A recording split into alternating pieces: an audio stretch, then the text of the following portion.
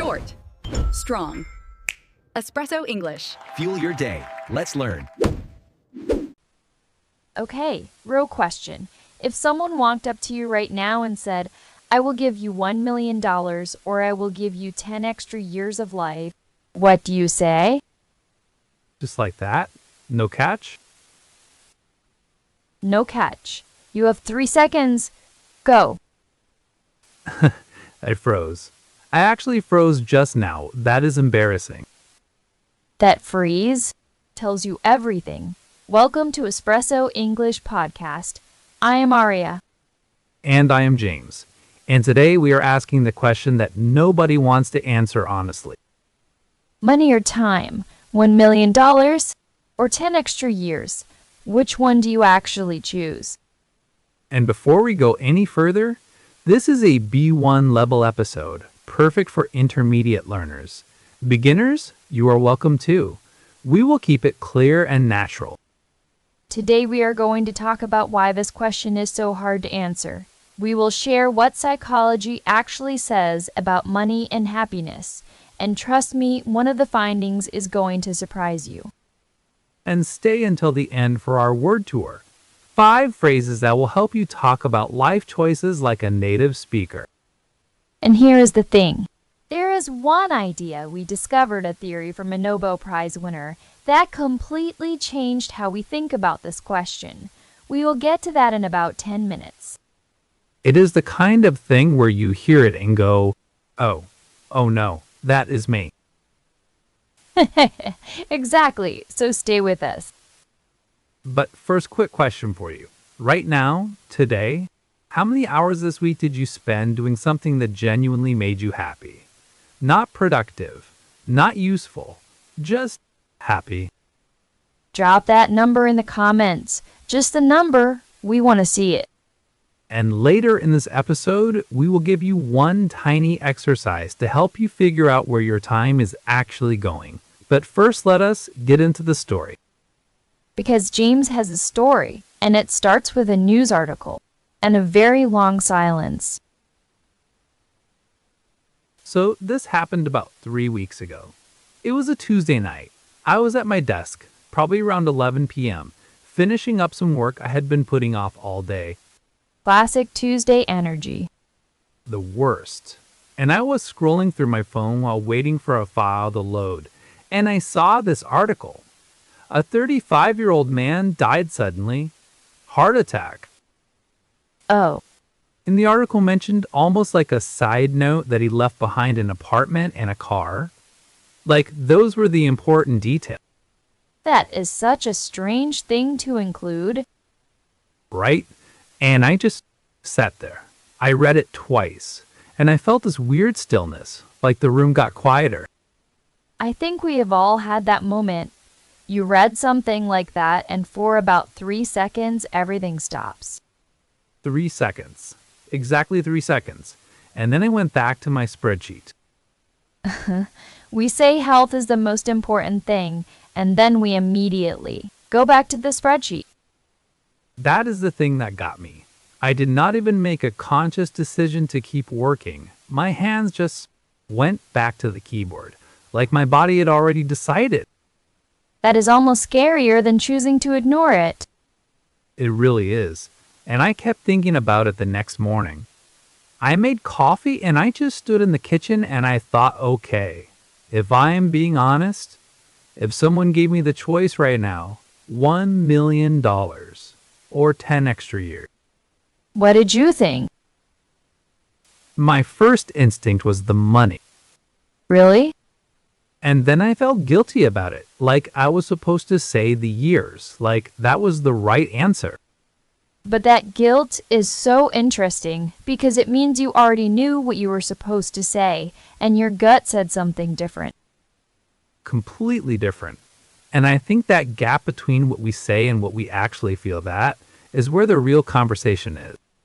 And it is not just about money versus time in some abstract way. It is about what we think money will actually do for us. Right. Like I was not thinking I want to be rich. I was thinking, with $1 million, I could stop worrying. I could sleep better. I could take care of my family. So you were not buying money. You were buying peace of mind. Yeah, that is exactly it. And that is where it gets really interesting. Because there is actually a name for what happens when we think like that. When we focus so hard on one thing, money, a promotion, a number on a scale, and we convince ourselves that getting it will change everything. It feels so logical in the moment, though. It does. And that is the trap. We will get into the name for it in a few minutes, and once you hear it, you will start seeing it everywhere. I started doing a little experiment after that Tuesday night. I called it a time audit. Nothing fancy. I just wrote down honestly how I spent my hours that week. And? It was not pretty. I had maybe 4 hours of things I would call genuinely enjoyable out of 112 waking hours. 4 hours. 4. And 2 of those were watching a show while also checking my email. That does not count, James. I know it does not count. So really, 2 hours. 2 hours of actual, present, happy time in a whole week. That number hits hard, because I think a lot of people listening right now are doing the same math in their heads. And the scary part is, I thought I was doing okay. I thought I had a decent work-life balance. I was not burning out. I was just coasting. Going through the motions. Exactly, just going through the motions. And that phrase, going through the motions, we will break that down properly in our word tour later. But keep it in mind as we go, because I think it is the most honest description of how a lot of us are living. And the question is not really money or time. The question is, what are you doing with the time you already have? And whether you even know the answer.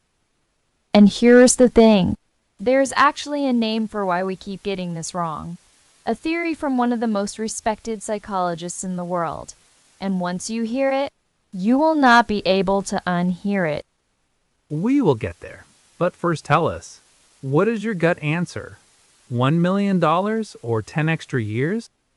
Drop it in the comments right now and tell us why, because the why is where it gets really interesting. Okay, so, the Nobel Prize winner. Yes, this is the part I have been waiting for. His name is Daniel Kahneman, and he came up with something called the focusing illusion. Okay, what is that? So the idea is this. When you focus on one thing, really zoom in on it, your brain automatically overestimates how much it will affect your happiness. So basically, you think about having $1 million and your brain goes, yes, that will fix everything. Exactly. But in reality, it fixes much less than you think. And Kahneman had this one line that I cannot stop thinking about. What did he say? He said, "Nothing in life is as important as you think it is, while you are thinking about it." Say that again. Nothing in life is as important as you think it is, while you are thinking about it. That is so uncomfortable because it is so true. Right? And it applies to everything. The promotion, the apartment, the embarkment in a new bank account. When you are focused on it, it feels like the most important thing in the world. And then you get it. And 3 weeks later, you are already thinking about the next thing. That is the focusing illusion in action. Your brain has already moved the goalposts. So when I said I wanted the $1 million for peace of mind, I was probably wrong about how much peace it would actually bring. Most likely, and research backs this up. There is a famous study it found that beyond a certain income level, more money does not really increase your day-to-day happiness. What is the number? It has been updated a few times, but the point is not the exact number. The point is, there is a ceiling, and most of us are already closer to it than we think. So we are trading our time, our actual irreplaceable hours, for something that stops working after a point. That is the trade-off nobody talks about honestly.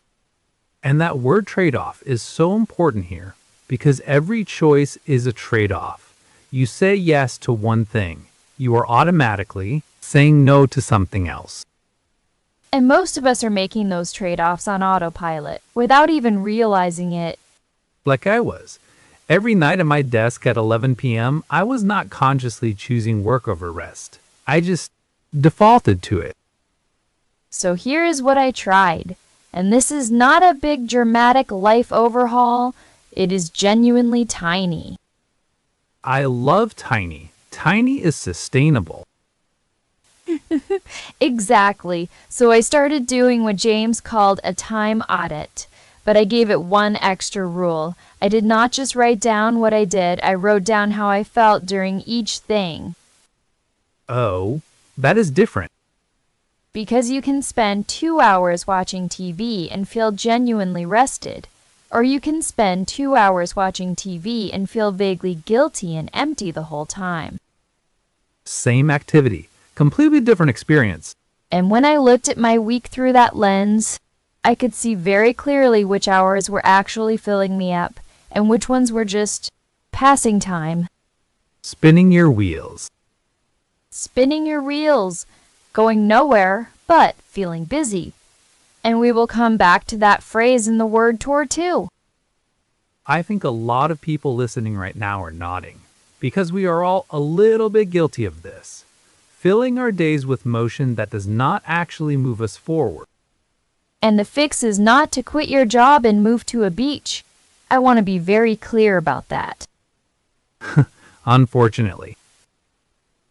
The fix is just awareness. Step 1 is just knowing.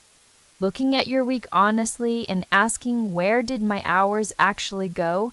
And did those hours reflect what I say I care about?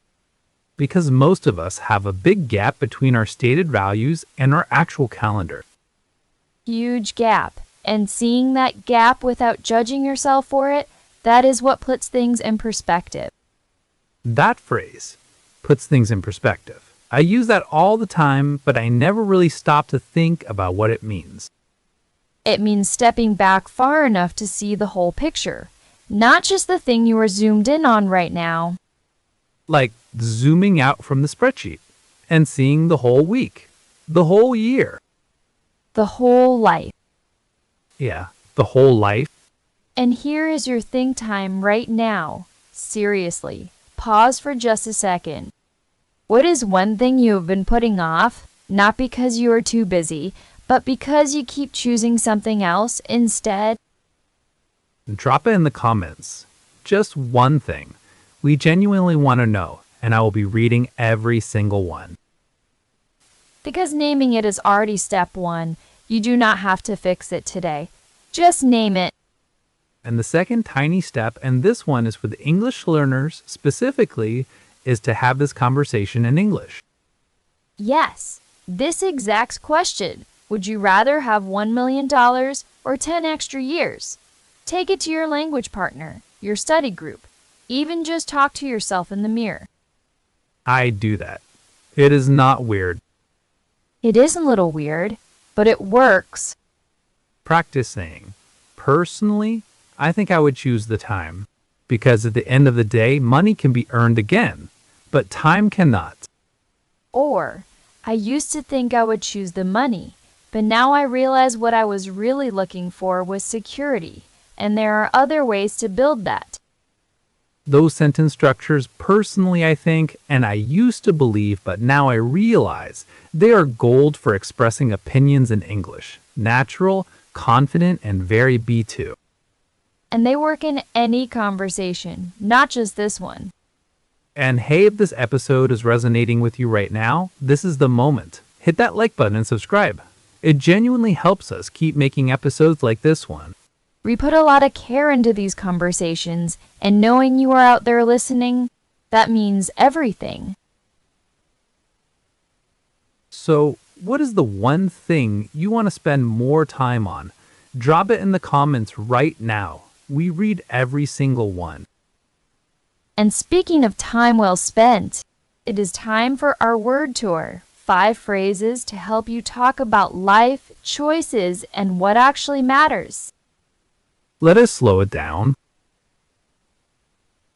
Welcome to the word tour. 5 phrases, real English. Let's go. Number 1, Number 1, trade-off. A trade-off is when you give up one thing to get another. Every choice has a cost. That cost is the trade-off. like I trade sleep for productivity, except I am not actually more productive. I am just more tired and pretending. That is the most honest thing you have said all episode. I feel personally attacked by this word. Good. That means it is working. Say it with me. Pause. 0.5s. Every choice is a trade-off. Your challenge? Next time you say yes to something, ask yourself, what am I saying no to? That is your trade-off. Say it out loud. Number 2, well-being. Well-being means the state of being comfortable, healthy, and genuinely happy. Not just surviving, actually thriving.